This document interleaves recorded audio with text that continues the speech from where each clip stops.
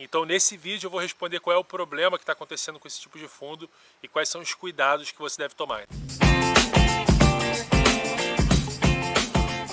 Fala, eu sou o Guilherme do Asta Fortuna e recentemente um determinado tipo de fundo de investimento em renda fixa começou a dar problema e algumas pessoas vieram me perguntar o que estava acontecendo, que são os fundos de renda fixa referenciado DI de crédito privado. Então nesse vídeo eu vou responder qual é o problema que está acontecendo com esse tipo de fundo e quais são os cuidados que você deve tomar. Então se você gostou dessa ideia, dá o like no vídeo, se inscreve no canal e vamos lá. Bom, então em primeiro lugar, o que é o fundo DI? O fundo referenciado DI. É um fundo que faz investimentos com o objetivo de buscar uma rentabilidade próxima de 100% do CDI. Ele busca acompanhar o índice CDI, que é na prática muito próximo da taxa básica de juros, tá? A questão é que o fundo DI ele pode investir tanto em crédito público quanto em crédito privado. O crédito público seria basicamente os títulos públicos emitidos pelo governo e crédito privado são títulos emitidos por empresas privadas, né? Então, por exemplo, podem ser empresas financeiras como CDBs de bancos, LCI, LCA, ou empresas não financeiras como debêntures, por exemplo, né? Então, isso é crédito privado. A questão é a seguinte, para você comprar e negociar um título de renda fixa, você tem tanto o mercado primário quanto o mercado secundário. O que seria o mercado primário, né? Será quando a empresa, no caso do crédito privado, essa empresa vende o seu título para o mercado, ela capta dinheiro no mercado fazendo uma oferta primária desse título.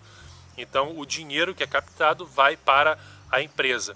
Agora, a partir do momento em que esse título já está no mercado, ele pode vir a ser negociado, dependendo do título, no mercado secundário, que é quando eu, por exemplo, comprei um título que foi ofertado, uma oferta primária para uma empresa, e eu posso te vender esse título no mercado secundário. Então o dinheiro da venda desse título agora não vai mais para a empresa, ele vai para mim.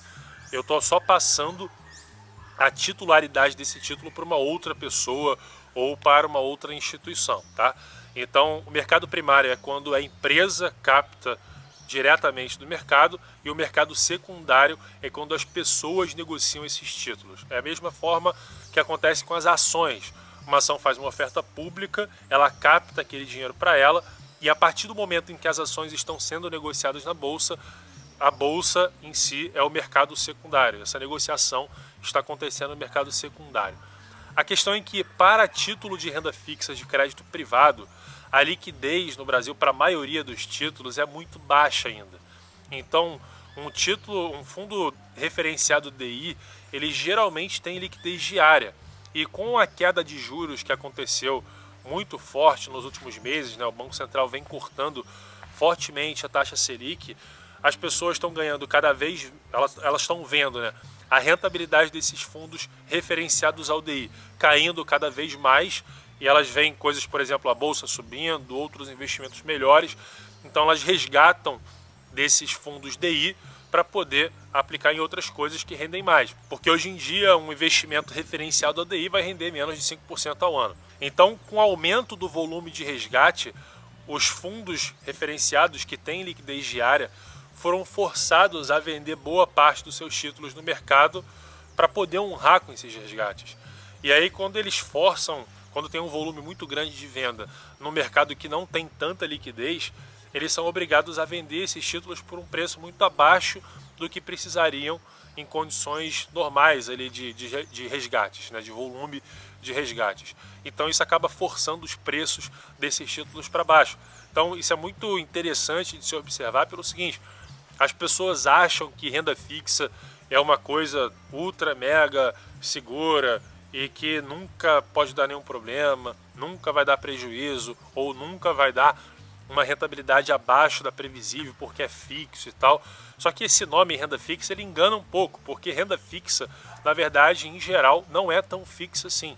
Existem inclusive alguns títulos que podem ter volatilidade muito alta, até às vezes em alguns momentos maior do que volatilidade de ações, e mesmo que seja um título, que são títulos pré-fixados, indexados e tal, e mesmo que seja um título pós-fixado, pode acontecer esse tipo de problema de liquidez, porque as pessoas acham que o único risco que existe é o risco de mercado, o risco de volatilidade de preços, que é aquele risco que elas não gostam, né? Pessoas conservadoras em geral não gostam desse risco de variação de preço das ações, etc. Mas esquecem que existem outros riscos, como o risco de liquidez ou o risco de crédito, por exemplo.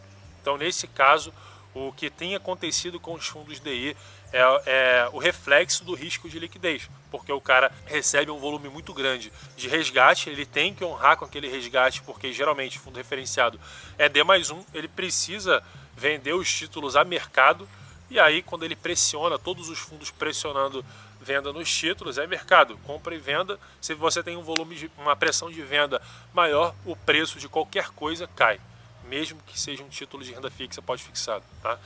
Então, e aí você vê coisas como, por exemplo, pegando alguns exemplos de fundos referenciados aí que são conhecidos no mercado, o Porto Seguro, referenciado DI, crédito privado, rendeu 78% do CDI em outubro, o BTG Pactual Yield DI, crédito privado, rendeu 62% do CDI em outubro, e o XP Investor, renda fixa, crédito privado, rendeu 85% do CDI em outubro, ou seja, fundos que costumam performar ali em torno de 100, 104, 105 ou muito próximo de 100% do CDI. Você vê que o melhor desses três exemplos que eu peguei aqui, rendeu 85% do CDI, né? Então esse é o alerta que fica aqui para você entender que renda fixa não é tão fixa assim, que existem outros riscos, as pessoas acreditam, elas tendem a confiar cegamente. Eu fiz um vídeo recentemente sobre o Fundo Garantidor de Crédito, se você não assistiu, assiste esse vídeo, que as pessoas tendem a confiar cegamente nessas garantias, na rentabilidade reloginho ali do título de renda fixa ou do Fundo Garantidor de Crédito, e esquecem, ou talvez nem saibam, na verdade, que existem outros riscos que envolvem qualquer tipo de aplicação, tá? Então é muito importante você ficar ciente disso. E se você quiser entender como é que você faz para conquistar a sua liberdade financeira independente desses cenários, dessas oscilações, desses contratempos, você entender como que você faz para montar um plano e cumprir com esse plano para que ele seja realmente atingido e você conquiste os seus objetivos financeiros, eu vou fazer o seguinte: eu coloquei aqui no primeiro link da descrição para você poder baixar gratuitamente um e-book do meu amigo André Fogaça, lá do Guinvest, sobre o plano definitivo para você conquistar a sua liberdade financeira. Então tá lá no primeiro link, você clica nele, acessa gratuitamente esse e-book para você entender como que você traça um plano para conquistar a sua liberdade financeira independente do cenário econômico que esteja sendo apresentado, beleza? Então, se você gostou desse vídeo e acredita que ele pode ajudar outras pessoas, então curte, compartilha com seus amigos, com seus familiares e também se inscreve no meu canal e assiste esses outros vídeos aqui que eu estou te recomendando, fechado? Então até o próximo vídeo. Valeu!